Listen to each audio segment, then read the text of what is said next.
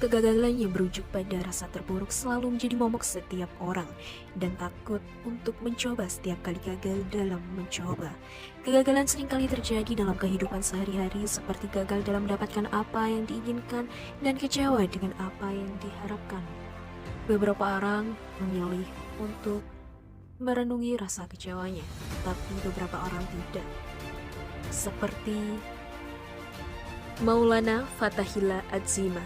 Bisa diterima di universitas di luar negeri menjadi impian kebanyakan siswa, apalagi bisa diterima hingga 21 universitas bergengsi di luar negeri sekaligus. Hal inilah yang dialami olehnya siswa dari SMA Negeri 3 Kota Semarang yang baru saja lulus bulan Mei 2023. Berkat kerja kerasnya dalam belajar dan penelitian, ia bisa lolos di 21 universitas bergengsi di luar negeri yang tersebar di 8 negara. Sebelumnya, Maulana juga mengikuti ajang olimpiade seperti Olimpiade Sains Nasional di bidang geografi dan kebumian.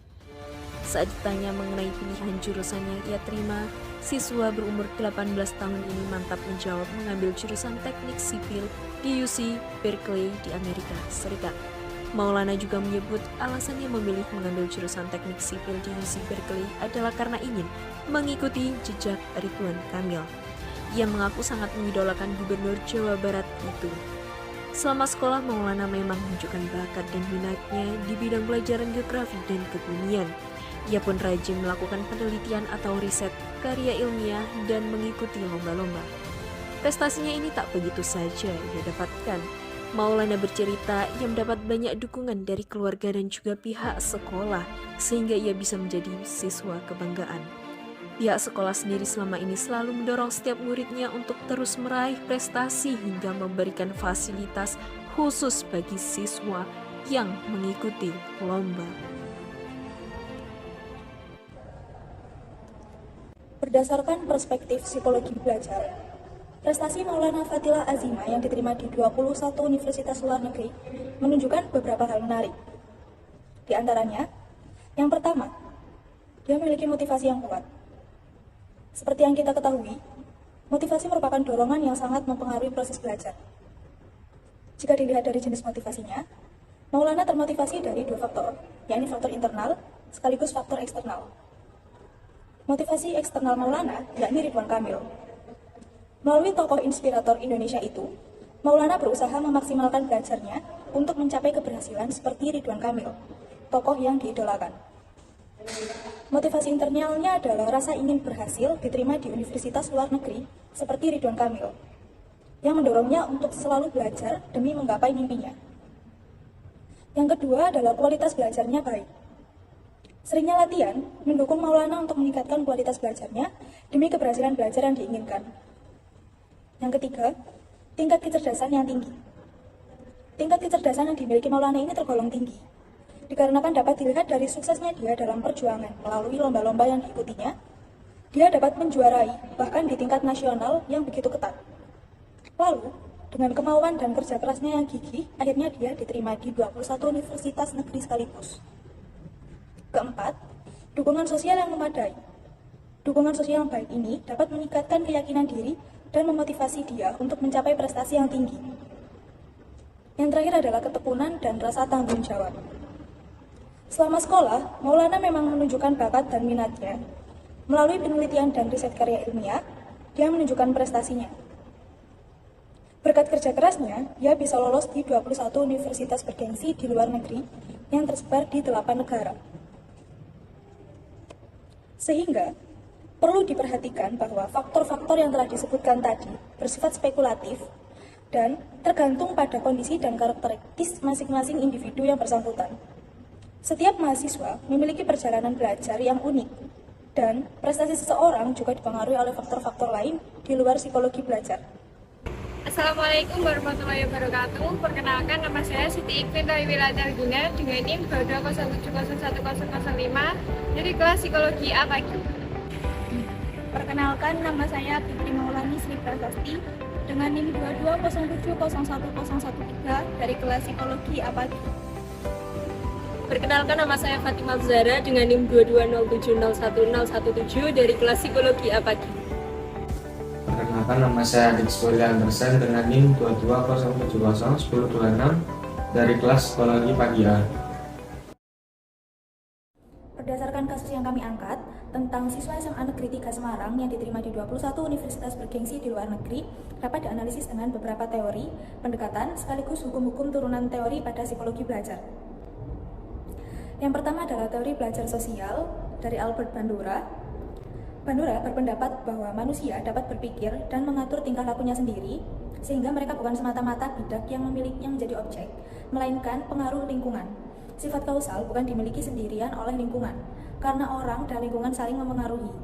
Bandura mempercayai bahwa model akan mempengaruhi pengaruh yang paling efektif apabila mereka dianggap atau dilihat sebagai orang yang mempunyai kehormatan, kemampuan, berstatus tinggi, dan juga kekuatan, sehingga dalam banyak hal seorang guru bisa dijadikan model yang paling berpengaruh oleh seorang siswa. Bandura yakin bahwa tindakan mengamati memberikan ruang bagi manusia untuk belajar tanpa berbuat apapun. Manusia belajar dengan mengamati perilaku orang lain. Pembelajaran manusia yang utama adalah mengamati model-model, dan pengamatan inilah yang terus-menerus diperkuat. Memperhatikan pendapat Albert Bandura tersebut, jika dikaitkan dengan berita Maulana Fathahillah Azimah, kita mengerti bahwa Maulana merupakan seorang siswa SMA Negeri 3 Semarang yang pekerja keras. Dia menjadikan sosok Ridwan Kamil sebagai role modelnya. Mengamati perilaku Ridwan Kamil, Maulana juga menyebut alasannya memilih mengambil jurusan teknik sipil di UC Berkeley adalah karena ingin mengikuti jejak Ridwan Kamil. Dia mengakui sangat mengidolakan beliau. Sesuai dengan sifat kausal dari teori ini, bahwa orang dan lingkungan itu sangat mempengaruhi. Benar adanya, sebab keinginan untuk menjadi seperti idolanya tadi sangat mempengaruhi niatnya untuk terus belajar. Sosok Ridwan Kamil mempunyai pengaruh yang efektif untuk memotivasi dirinya melalui beberapa kelebihannya. Proses belajar Maulana melalui pengamatan kepada Ridwan Kamil merupakan pembelajaran pengamatan yang memang seharusnya diperkuat untuk memaksimalkan hasil belajar berupa bukti belajar melalui motivasi tadi. Yang kedua, pendekatan fungsionalistik yang dikemukakan oleh B.F. Skinner pada teori behaviorisme. Konsep-konsep yang dikemukakan tentang teori belajar ini lebih mengungguli konsep-konsep para tokoh sebelumnya. Respon yang diterima seseorang tidak sesederhana konsep yang dikemukakan tokoh sebelumnya. Karena stimulus-stimulus yang diberikan tadi akan saling berinteraksi, dan interaksi antara stimulus yang diberikan akan saling berinteraksi kembali dengan stimulus itu sendiri dan mempengaruhi respon-respon yang dihasilkan. Respon yang diberikan ini memiliki konsekuensi-konsekuensi, dan konsekuensi-konsekuensi inilah yang kemudian mempengaruhi munculnya perilaku. Dalam kasus Maulana Fathahillah Azimah dapat diasumsikan bahwa dia memiliki perilaku dan prestasi akademik yang cukup baik sehingga diterima di 21 universitas luar negeri. Dalam konteks behaviorisme Skinner, penerimaan Maulana ke universitas-universitas tersebut dapat dilihat sebagai konsekuensi positif dari perilaku akademiknya yang baik. Selanjutnya, teori behaviorisme ini juga menekankan pentingnya membentukkan perilaku melalui pengamatan atau reward. Telah memperoleh penguatan atau reward dari lingkungan sekitarnya seiring dengan peningkatan prestasinya di bidang akademik. Penguatan ini dapat berupa penghargaan-penghargaan yang telah diterima, kemudian pengakuan dari guru dan teman-teman sebayanya, dari dukungan-dukungan keluarganya, atau kesempatan-kesempatan lain untuk melanjutkan fungsi studi di luar negeri. Melalui penguatan ini menunjukkan bahwa Maulana akan selalu melakukan tindakan yang sama untuk mendapatkan penghargaan yang sama pula. Oleh karena itu, kemenangan lomba-lomba yang telah diraihnya sekaligus daftar perlombaan yang selalu diikuti menunjukkan bahwa perilaku belajar seseorang akan semakin meningkat jika seseorang itu menerima penguatan yang positif. Yang ketiga adalah teori humanistik yang dikemukakan oleh Carl Rogers. Teori ini berpendapat bahwa proses belajar itu berhulu dan bermuara pada manusia itu sendiri. Teori ini sangat menekankan pentingnya isi dan proses belajar. Dalam kenyataannya ini, teori ini lebih banyak berbicara tentang pendidikan dan proses belajar dalam bentuknya yang ideal.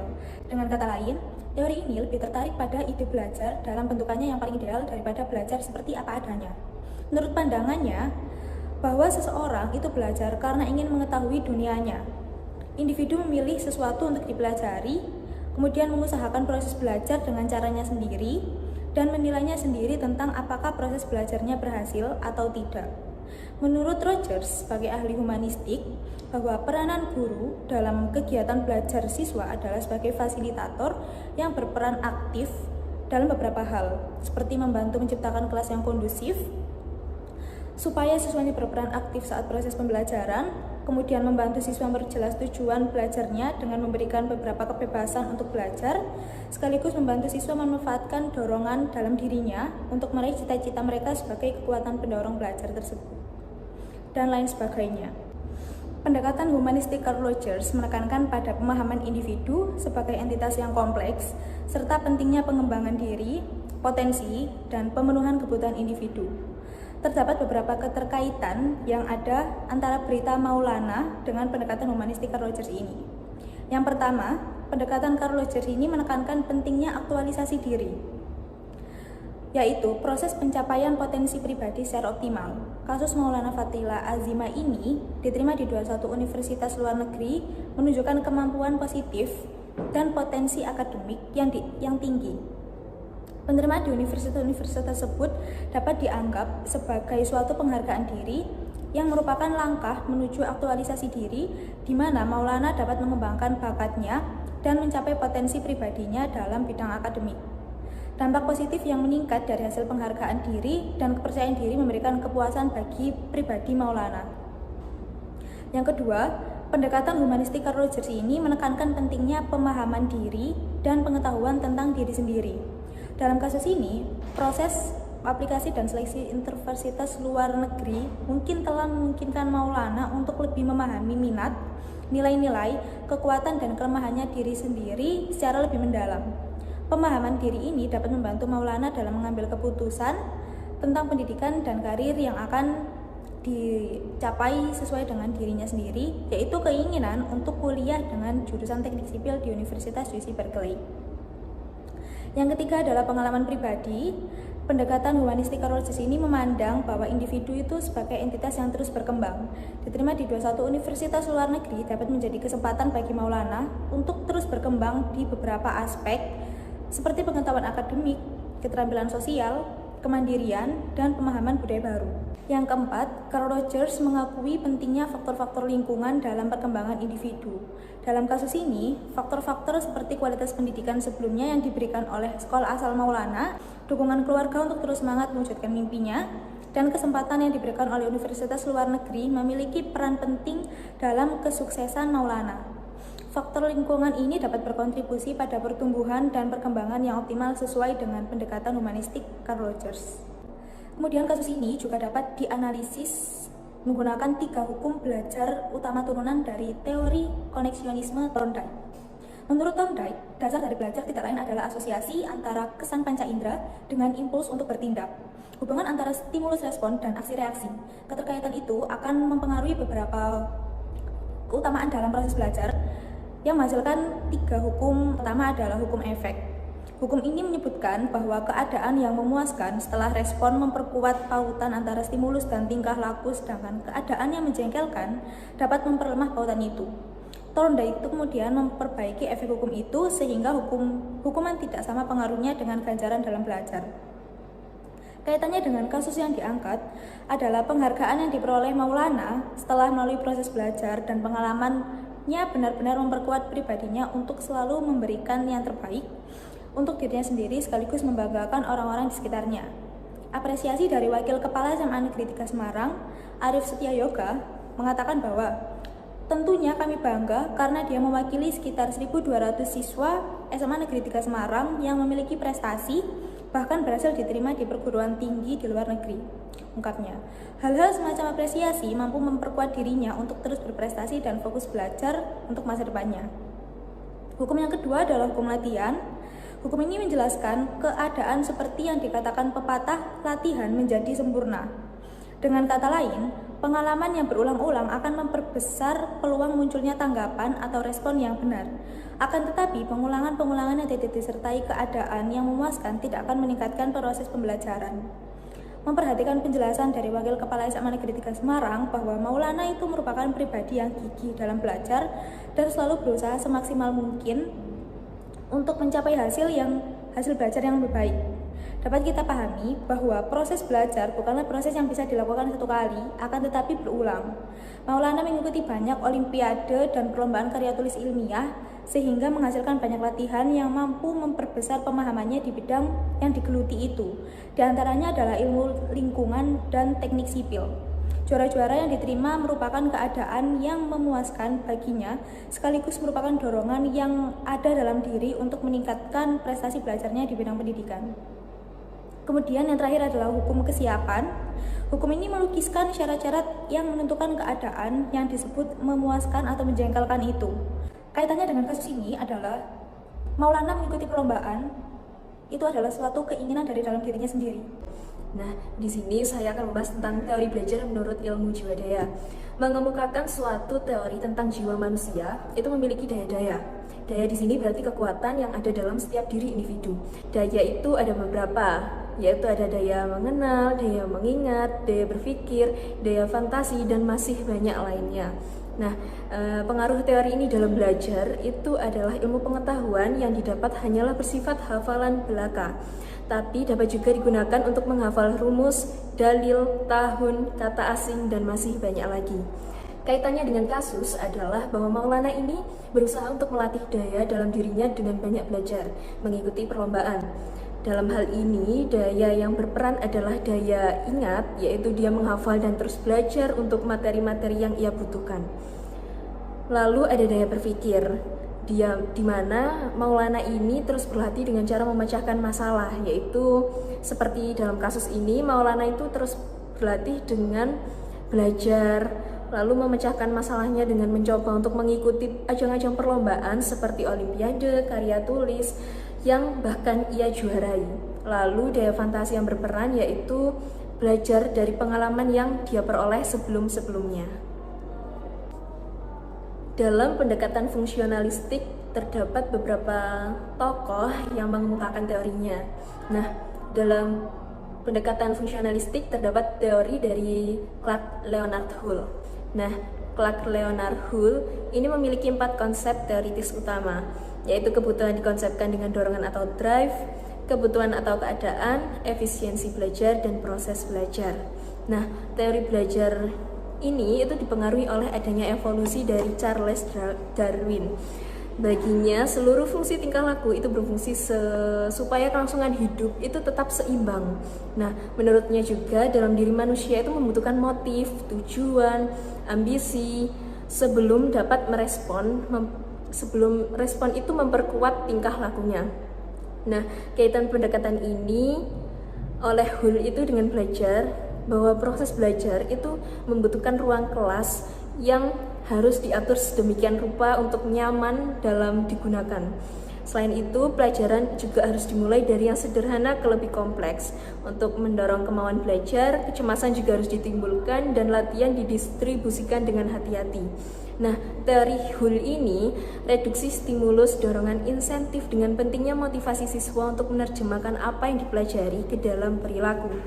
Kaitan dengan kasus yang diangkat itu bahwa dalam perjuangan dan hasil Maulana diterima di 21 universitas luar negeri, dia mati-matian untuk belajar dan berprestasi.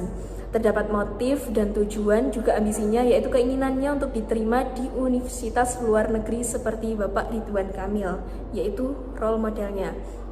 Nah, dalam hal ini Hull mengaitkan juga proses belajar dan berkaitan dengan kasus, yaitu bahwasannya dia didukung oleh lingkungan di sekolahnya, gurunya, keluarganya, bahkan wakil kepala sekolahnya yang mau untuk memberikan fasilitas kepada Maulana jika ingin berprestasi, seperti menyiapkan perpustakaan yang nyaman atau ruang kelas yang dibutuhkan.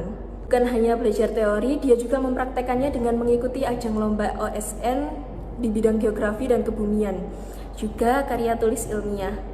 4 konsep dalam kaitan kasus ini, yaitu kebutuhan dorongan akan mencapai cita-citanya, lalu kebutuhan atau keadaan tersebut itu terdorong oleh tujuannya untuk diterima di kampus luar negeri tadi. Sehingga selanjutnya efisiensi belajar diperoleh akibat tinggi dan kuatnya suatu motif, maksud dan tujuan tadi, dan proses belajar juga berlangsung secara intensif dan baik. Lalu selanjutnya ada tentang motivasi belajar. Dalam motivasi belajar sendiri itu terdapat beberapa konsep dari beberapa teori yang ada di psikologi belajar. Sebelumnya, motivasi belajar sendiri itu merupakan dorongan internal yang mendorong seseorang untuk mempelajari atau memperoleh pengetahuan baru, atau daya pendorong untuk melakukan aktivitas belajar tertentu yang berasal dalam diri individu atau dari luar individu. Nah, kaitan dengan kasus Maulana ini, motivasi terbesar darinya itu keinginannya untuk dapat diterima di kuliah di luar negeri, yaitu pada jurusan teknik sipil. Nah, motivasi terbesarnya ini juga ingin menjadi seperti role modelnya, yaitu Ridwan Kamil. Nah, beberapa teori dalam motivasi belajar ini ada sekitar 5. Yang pertama yaitu teori tentang hierarki kebutuhan, yaitu Abraham Maslow, yang mana terdapat 5 kebutuhan dasar, yaitu fisiologis, lalu rasa aman, cinta kasih sayang, penghargaan diri, dan aktualisasi diri. Nah, kebutuhan fisiologis pada Maulana ini telah terpenuhi semua, mulai dari kesehariannya, makan bergizi untuk menunjang motivasi dia meraih kesuksesannya. Lalu rasa aman atau keamanan ini juga terpenuhi oleh lingkungan dari keluarga, lingkungan sekolah, dan orang tuanya yang mendukung. Lingkungan sosialnya pun juga sangat mendukung untuk dia berprestasi. Lalu lingkungan sekolahnya seperti wakil kepala sekolah juga sangat mendukung Maulana untuk berprestasi, seperti menyiapkan perpustakaan yang nyaman. Itu merupakan kebutuhan rasa aman yang terpenuhi. Lalu kebutuhan cinta dan kasih sayang juga terpenuhi. Dia mendapatkan dukungan penuh oleh sekitarnya. Penghargaan diri atau harga diri juga dia dapatkan, lalu aktualisasi diri. Karena 4 kebutuhan sebelumnya sudah terpenuhi, maka aktualisasi dirinya juga terpenuhi, yang mana Maulana diberikan kesempatan banyak oleh sekitarnya untuk mengembangkan ilmu pengetahuan, bakat, dan eksplorasi tentang dirinya yang hanya bukan sekedar teori, tapi juga penerapan dalam kehidupan. Lalu ada yang kedua, teori self-determination, yaitu Edward Teji dan Richard Ryan, yang mana berasal dari dorongan internal, dan ada 3 kebutuhan dasar, yaitu otonomi, kompetensi, dan hubungan. Otonomi sendiri mencakup kebutuhan untuk merasa memiliki kontrol atas pilihan dan tindakan mereka. Lalu kompetensi yaitu mencakup kebutuhan untuk merasa kompeten dalam tugas yang mereka lakukan. Dan hubungan mencakup kebutuhan untuk merasa terhubung dengan orang lain. Jika dikaitkan dalam kasus bahwa otonomi dia itu sudah menentukan pilihan apa yang dia mau untuk melanjutkan pendidikan ke jenjang yang lebih tinggi setelah lulus SMA, yaitu kuliah di luar negeri, dan dia memiliki kontrol atas apa yang dipilihnya, sehingga dia juga mengontrol tindakan apa yang tepat untuk dapat menuju pada pilihan atau tujuannya tadi. Nah, kedua yaitu kompetensi, di mana dia merasa kompeten dibuktikan dengan toleransi prestasi yang dia dapatkan begitu banyak dan bukan ajang perlombaan yang biasa, dan itu sejalan dengan tujuannya. Lalu hubungan ini terpenuhi. Dia terhubung dengan orang tua, keluarga, teman, terutama lingkungan sekolah, oleh guru dan temannya yang ikut memfasilitasi dan mendukung dalam proses dia berprestasi, dan juga dalam proses untuk meraih universitas luar negeri. Lalu ada teori expectancy value dari Achilles dan Wakefield, di mana teori ini berfokus pada keyakinan seseorang tentang kemampuan mereka untuk mencapai tujuan tertentu dan seberapa berharga tujuan itu bagi mereka. Nah, menurut teori ini, motivasi belajar tergantung pada harapan individu tentang kesuksesan dan kepentingan pribadi terhadap tugas yang diberikan. Semakin tinggi harapan individu tentang kemampuan mereka untuk mencapai tujuan, dan semakin tinggi nilai yang diberikan pada tujuan tersebut, maka semakin termotivasi mereka untuk belajar. Nah, kaitan dalam kasus dengan yang diangkat ini tadi adalah Maulana memiliki keyakinan akan kemampuannya, bahwa dia bisa untuk mencapai tujuannya untuk melakukan pendidikan di luar negeri. Nah, dia sangat yakin bahwa ditunjukkan dengan usaha-usaha yang dia lakukan, mulai dari belajar, mengikuti perlombaan, dan itu bisa terlihat dari bukti bahwa dia bisa diterima di 21 universitas di luar negeri yang sangat baik. Ada teori flow. Menurut teori ini, motivasi belajar muncul ketika seorang merasa terlibat dalam aktivitas yang menantang dan memberikan rasa kepuasan. Seseorang yang mengalami flow merasa benar-benar terlibat dalam aktivitas tersebut, memiliki fokus penuh, dan merasa senang dalam prosesnya. Hal ini dapat terjadi dalam berbagai situasi, termasuk saat mempelajari sesuatu yang baru. Kaitan dengan kasus adalah bahwa Maulana sangat berani bercita-cita tinggi, dia mau menantang dirinya di saat yang lain tidak berani untuk melakukan apa yang dia lakukan. Prosesnya yang begitu lika-liku, suksesnya tidak dapat hanya dengan cuma-cuma, dia berfokus penuh dalam meraih cita-citanya. Terlihat juga dia dari yang menyelesaikan karya tulis ilmiah terlebih dahulu daripada teman-temannya. Lalu ada teori kebutuhan kognitif. Teori ini menekankan bahwa motivasi belajar tergantung pada kebutuhan kognitif individu. Ada 4 jenis kebutuhan kognitif: kebutuhan akan struktur, kebutuhan akan pengaruh, kebutuhan akan otonomi, dan kebutuhan akan pemecahan masalah. Seseorang yang termotivasi untuk belajar memiliki kebutuhan yang berbeda dalam 4 kategori tersebut. Kaitan dengan kasus adalah motivasi belajar Maulana terpenuhi secara kebutuhan kognitif, yaitu kebutuhan akan pengaruh, di mana pengaruhnya berasal dari lingkungan dan idolanya atau role model, yaitu Ridwan Kamil, sehingga dia mampu mempertahankan kemampuan kognitif dengan baik untuk tetap termotivasi. Kebutuhan otonomi terpenuhi seperti pada teori self-determination, dia sudah menentukan pilihan apa yang dia mau untuk melanjutkan pendidikan jenjang lebih tinggi setelah lulus SMA, yaitu kuliah di luar negeri. Dan dia memiliki kontrol atas apa yang dipilihnya, sehingga dia juga mengontrol tindakan apa yang tepat untuk dapat menuju pada pilihannya itu. Kebutuhan akan pemecahan masalah dia peroleh dengan cara berlatih terus-menerus. Dalam motivasi belajar juga ada proses belajar, yang mana proses belajar tersebut terdapat beberapa faktor yang dapat mempengaruhi motivasinya. Ada faktor motivasi tadi, kondisi fisik dan kesehatan, kecerdasan, lingkungan sekitar, pengalaman, dan pengetahuan sebelumnya. Nah, kaitannya dengan kasus Maulana ini, bahwa Maulana itu memiliki motivasi belajar yang sangat tinggi, sehingga proses belajarnya itu tidak main-main. Kondisi fisik dan kesehatannya itu mumpuni untuk dia dapat bekerja keras mencapai tujuan.